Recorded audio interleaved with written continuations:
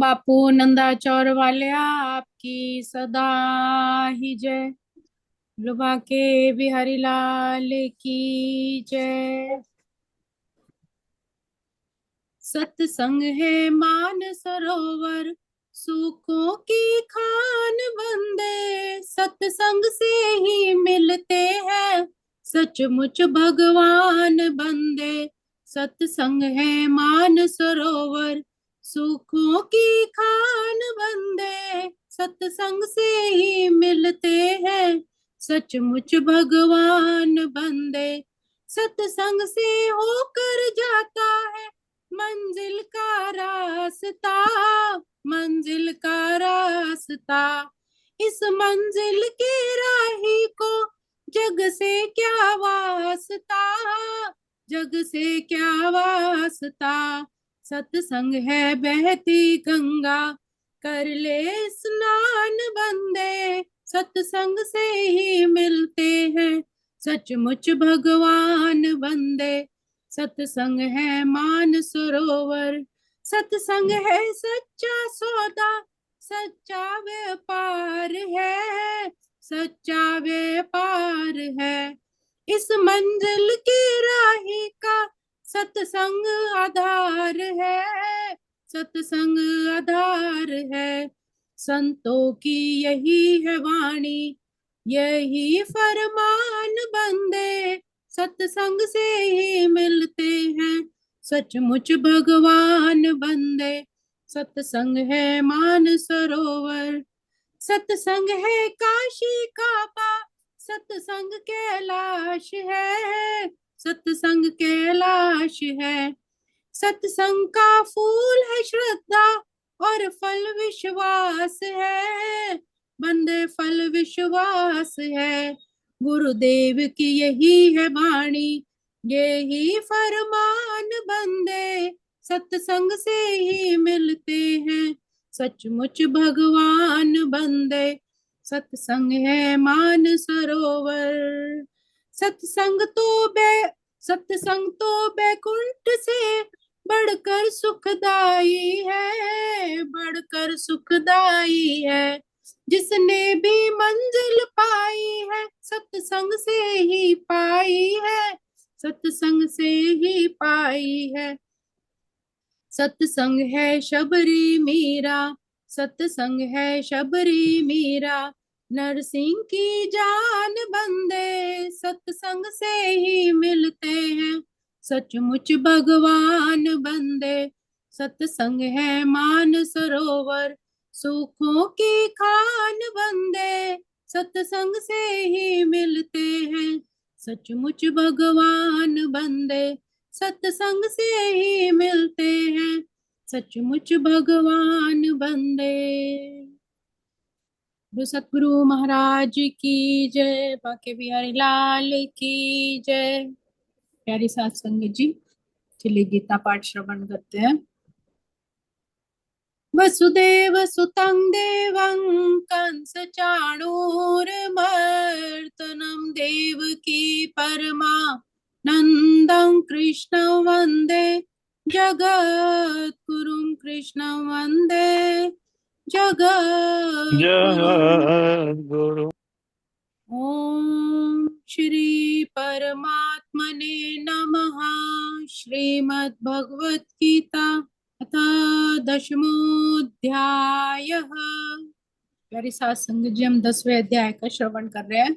विभूति योग, परमात्मा की महिमा का वर्णन कर रहे हैं। इसमें हमारे श्लोक 22 और 23 हो गए थे। अब अगले श्लोकों में हम प्रवेश करेंगे।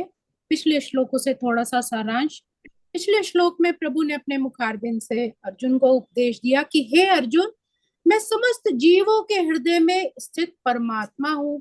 मैं ही समस्त जीवों का आदि मध्य और अंत हूँ। मैं आदित्यों में विष्णु, प्रकाश में तेजस्वी सूर्य, मरुतों में मरीचि तथा नक्षत्रों में चंद्रमा हूँ। मैं वेदों में साम वेद हूँ, क्योंकि वो स्वर सहित गाया गया है। जो भी स्वर के साथ हम परमात्मा को सुनाते हैं, कहते हैं वो कशिश होती है कि वो हमारी आवाज उन तक ज्यादा तीव्र पहुंचती है। इसीलिए भगवान ने कहा कि मैं वेदों में साम वेद हूँ, देवों में स्वर्ग का राजा अर्थात इंद्र हूँ, और इंद्रियों में मन हूँ, क्योंकि मन के द्वारा ही सारी इंद्रियां अपना काम करती हैं। मन अगर वश में है तो इंद्रियां अच्छा काम करेंगी, यदि मन हमारे वश में ना हो तो इंद्रियां फिर इधर उधर भटकती हैं। तथा समस्त जीवों में जो जीवनी शक्ति, प्राण शक्ति अर्थात चेतना है, वो मैं हूँ।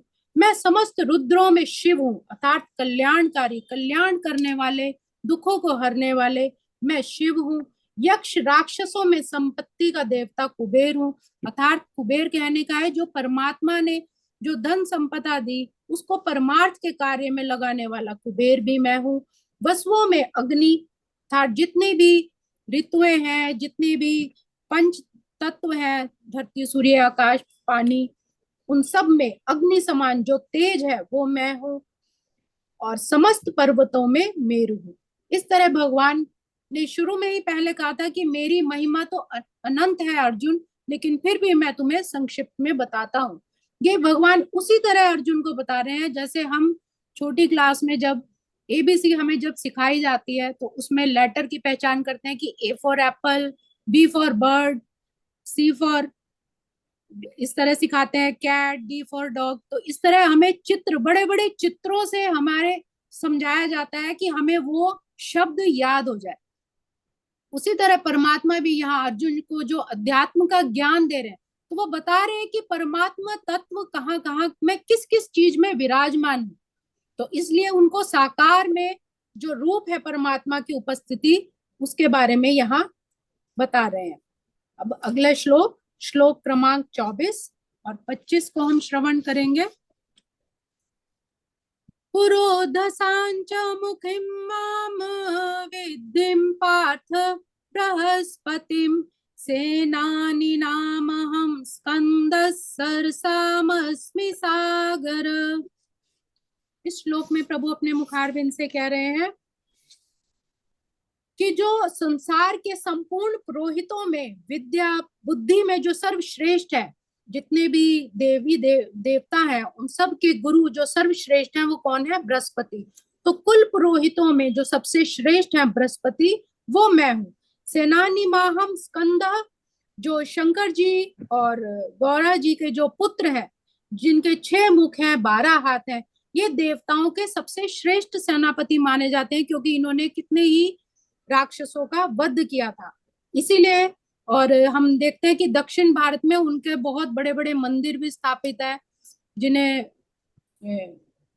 एक और भी नाम से उनको एक और भी नाम से मुर्गन मुर्गन नाम से भी उनके मंदिर स्थापित है। तो भगवान कह रहे हैं कि वो श्रेष्ठ स्कंद मैं ही हूँ, कार्तिकेय मैं ही हूँ, और संसार के संपूर्ण श्रेष्ठ पतियों में श्रेष्ठ हूँ। इसीलिए भगवान ने इन्हें अपनी विभूति कहा है। सरसामस्मि सागर, कि इस पृथ्वी पर जितने भी जलाशय हैं उसमें सबसे बड़ा जो है वो समुद्र है, क्योंकि समुद्र में जो गहराई, जो गंभीरता है, जो मर्यादा है, वो मैं हूँ। सभी नदियां उसी में जाकर फिर मिलती है।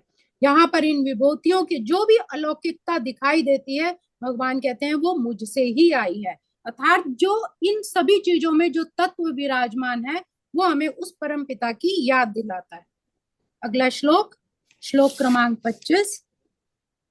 महिर्षिणां भृगुरंग गिरामस्य मेकं अक्षरं यज्ञानं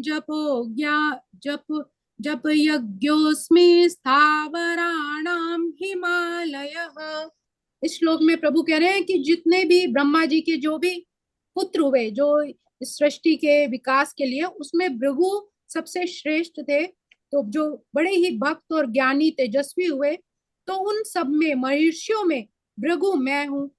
उन्होंने ही ब्रह्मा, विष्णु और महेश, इन तीनों की परीक्षा करके विष्णु को श्रेष्ठ बताया था। और भगवान विष्णु भी अपने वक्ष स्थल पर जो चरण चिन्ह है उनके भृगुलता के नाम से ही धारण करते हैं। इसीलिए भगवान ने कहा कि भृगु जो सबसे श्रेष्ठ महर्षि है वो मैं हूँ। गिरामस्यमेकम अक्षरम, और सबसे पहले जब इस सृष्टि का निर्माण हुआ तो जो सबसे पहले जो दिव्य ध्वनि सभी चारों ओर पूरे ब्रह्मांड में जो फैली वो ओंकार थी, वो भी मैं ही हूँ।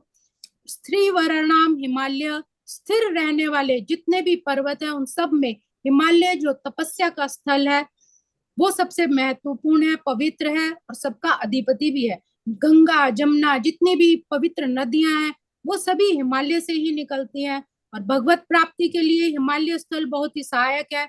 आज भी दीर्घायु वाले बड़े बड़े योगी ऋषि तपस्वी संत जन हिमालय की गुफाओं में ही भजन साधन भी करते हैं। नर नारायण ऋषि भी हिमालय के जगत में कल्याण के लिए आज भी तपस्या कर रहे हैं।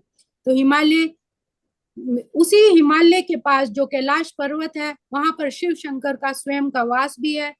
पार्वती जी स्वयं हिमालय की पुत्री है, इसीलिए वो शंकर जी का ससुराल भी कहा जाता है। इस तरह भगवान ने कहा है कि जो श्रेष्ठ हिमालय है उसमें भी मैं ही हूँ, उसमें भी मेरी ही विभूति है। कहने का भाव है कि जितनी भी परमात्मा ने ये दिव्य अलौकिक वस्तुएं दिखाई है उन सब में उस परम पिता का ही वास है। जब भी हम किसी उस प्राकृतिक की सुंदरता को देखते हैं तो हमें उस परम पिता को याद करना चाहिए, हमें उसकी स्मृति आनी चाहिए। अगर हम किसी जल को देखते हैं तो उसकी जो शीतलता है, उसमें जो ठंडक है, वो हमें परमात्मा की याद दिलाए कि इसकी जो ठंडक है, इसकी जो शीतलता है, ये परमात्मा की ही दी हुई है। अगर कोई फूल है तो उसकी जो सुगंध है, उसकी जो प्रकृति है, उसका जो सौंदर्य है, वो परमात्मा की ही दी हुई है। तो जितनी भी वस्तुएं हमें दिखाई देती हैं, क्योंकि हमें हर वस्तु को साकार में देखने की आदत है अभी, हम क्योंकि सांसारिक पुरुष हैं, सांसारिक जितनी भी वस्तुएं हमें आकार से ही प्रतीत होती हैं, तो इसीलिए अर्जुन को भी भगवान हर एक आकार में अपनी प्रस्तुति बता रहे हैं कि कहाँ कहाँ पर मेरा ही वास है, या जो भी अलौकिक जो दिखाई देती है दिव्य वस्तुएं उन सब में मेरा ही तेज उपस्थित है। आज हमने श्लोक 24 और 25 श्रवण किए। आज के श्लोकों को हम यहीं विराम देंगे। ओम श्री कृष्णार्पणमस्तु। हरे नमः, हरे नमः, हरे नमः। भजमन नारायण नारायण नारायण, श्रीमन नारायण नारायण नारायण, भव से तारायण तारायण नारायण, श्रीमन नारायण नारायण नारायण, स्वामी नारायण नारायण नारायण। बाकी बिहारी लाल की जय, मेरे सतगुरु महाराज की जय। बहुत सुंदर संगीता जी, बहुत सुंदर। धन्यवाद, सारी संगत का बहुत बहुत धन्यवाद।